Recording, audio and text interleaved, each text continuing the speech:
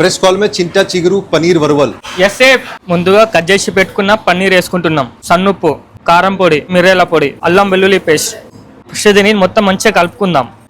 బియ్యం పిండి, మొక్కజొన్న పిండి, దీన్ని మొత్తం మంచిగా కలుపుకుందాం కిందికి మీదికి మొత్తం. ఇప్పుడు ఇందులో దీనికి తగినంత మంచినీళ్ళు పోసుకుందాం. దీనిని మొత్తం మంచిగా కలుపుకుందాం. ఇప్పుడు ఇది మనకు రెడీ అయింది కదా, ఆయిల్లో ఫ్రై చేసుకుందాం దీనిని మొత్తం. ఇది మెల్లగా ఒకటి వేసుకుందాం. ఇప్పుడు మన పన్నీర్ రెడీ అయింది. దీన్ని ప్లేట్లో తీసుకుందాం.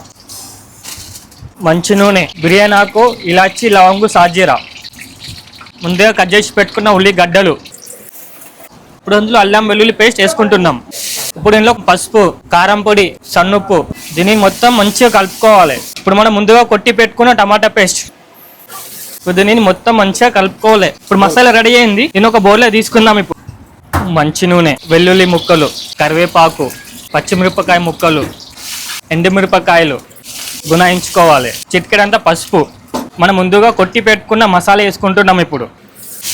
ఇప్పుడు ఇందులో ధనియాల పౌడర్, గరం మసాలా పొడి, చింత చిగురు పొడి, దీనిని ఇప్పుడు మొత్తం మంచిగా కలుపుకుందాం. ఇప్పుడు ఇందులో కొన్ని మంచి నీళ్ళు పోసుకుంటున్నాం.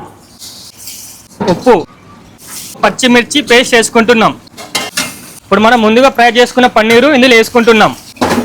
ఇప్పుడు దీన్ని మొత్తం మంచిగా కలుపుకుంటున్నాం. కొత్తిమీర వేసుకుంటున్నాం.